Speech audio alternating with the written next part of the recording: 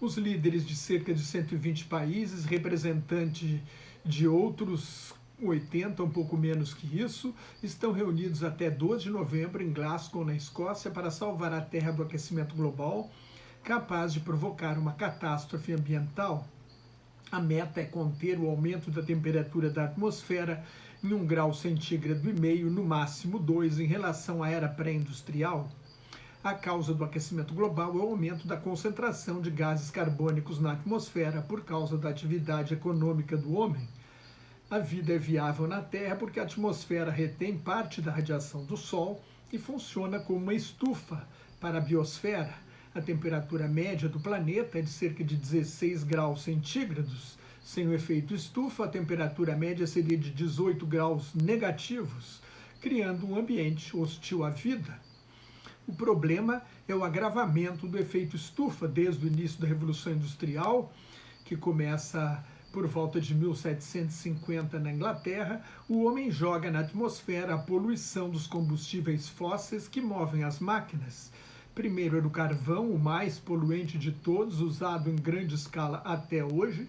Depois, petróleo e gás. Os gases carbônicos têm uma capacidade calorífica maior do que o ar. O aumento da concentração desses gases esquenta a Terra e hoje é 47% maior do que antes de 1750. A temperatura já subiu 1 grau centígrado, o que causa fenômenos climáticos extremos, como 49 graus no Canadá, 18 graus e 3 décimos na Antártida, 50 graus em Phoenix, no Arizona, no sudoeste dos Estados Unidos, onde o aeroporto fechou porque o ar quente não sustenta os aviões.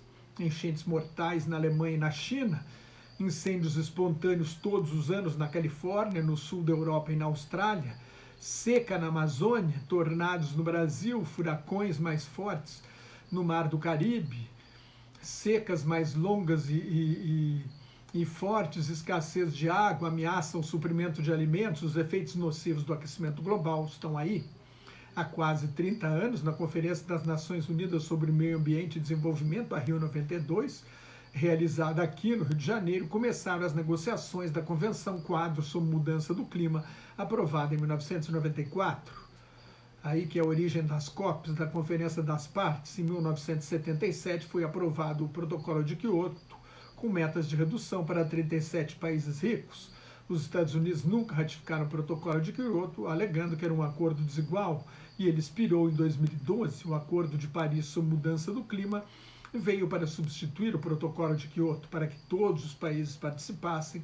Cada um apresenta suas próprias metas voluntárias de redução de emissões e não há qualquer penalidade ou sanção pelo não cumprimento do Acordo de Paris. Se todos os países fizerem o que está no Acordo de Paris, a temperatura deve subir 2 graus e 7 décimos até o fim do século, talvez 3 graus. Seria a temperatura mais alta do planeta em milhões de anos, desde o primeiro hominídeo, Sahelanthropus chadensis, pisar na Terra 7 milhões de anos atrás.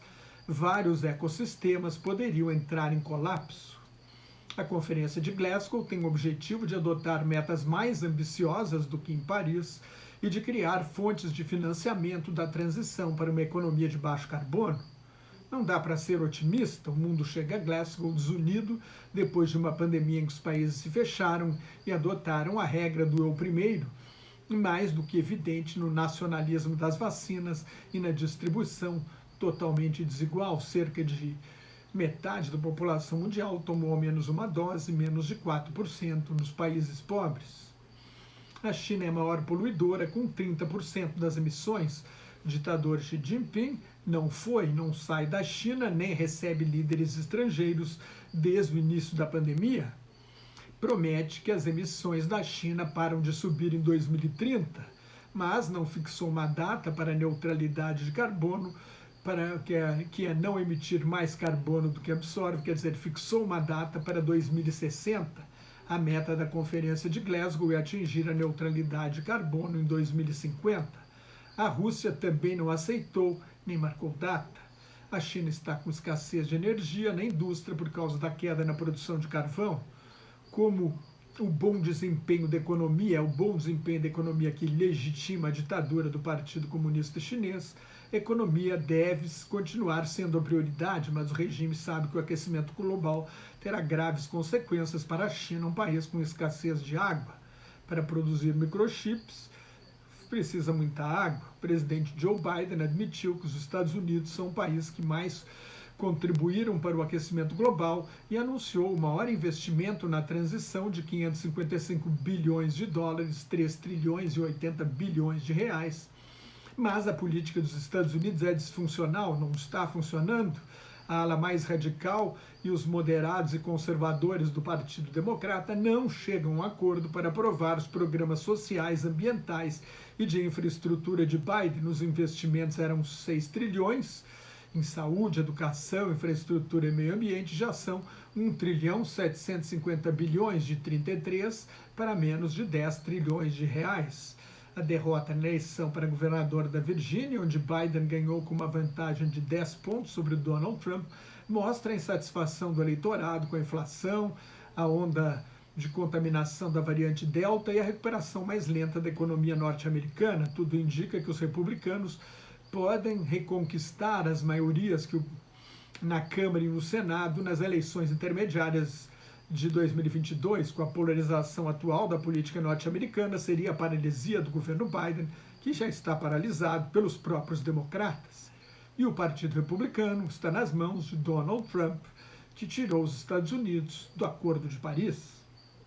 O terceiro maior poluidor é a Índia. O primeiro-ministro Narendra Modi lançou o conceito de justiça ambiental para alegar que a Índia não criou problema porque é um país de industrialização tardia, então não pode sofrer limitações ao desenvolvimento. Marcou a data para neutralizar as emissões de carbono para 2070. O ditador da Rússia, Vladimir Putin, a Rússia é a quarta maior poluidora, nem apresentou metas. A Rússia é grande exportadora de energia, de petróleo, de gás natural. Putin, que pode ficar no poder até 2036, não é de cumprir acordos nem fazer concessões. O Brasil era um líder das negociações ambientais desde a Rio 92, ajudou a salvar a Conferência de Copenhague em 2009, onde a meta era conter o aumento da temperatura em 2 graus, e o Brasil foi importante no Acordo de Paris. Bolsonaro desativou a fiscalização para deixar passar a boiada, incentiva o desmatamento, a agricultura e a mineração em áreas de proteção ambiental da floresta amazônica. O presidente Jair Bolsonaro tornou o Brasil no maior vilão ambiental do planeta, do clima. Ao comentar o acordo sobre florestas e supostamente destacar a importância da Amazônia e da biodiversidade, Bolsonaro falou que até 2030 acaba o desmatamento ilegal. O acordo é para acabar com todo o desmatamento em 2030, o desmatamento ilegal tem de acabar amanhã. Com a pandemia, as emissões de gás carbônico no mundo baixaram 7,5%. No Brasil, aumentaram 9% por causa das queimadas.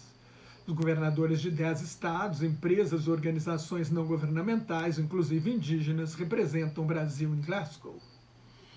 Europa, talvez o continente com a maior consciência ecológica, responde hoje por apenas 8% das emissões. Mesmo assim, tem problemas para chegar ao carbono zero. Depois do acidente nuclear em Fukushima, no Japão, a primeira-ministra alemã, Angela Merkel, desativou as usinas nucleares. A Alemanha é o 6º país que mais emite no mundo. Na França, quando o presidente Emmanuel Macron tentou cortar o subsídio para gasolina e óleo diesel, enfrentou revolta dos coletes amarelos e voltou atrás. A transição para uma economia sem combustíveis fósseis tem um custo.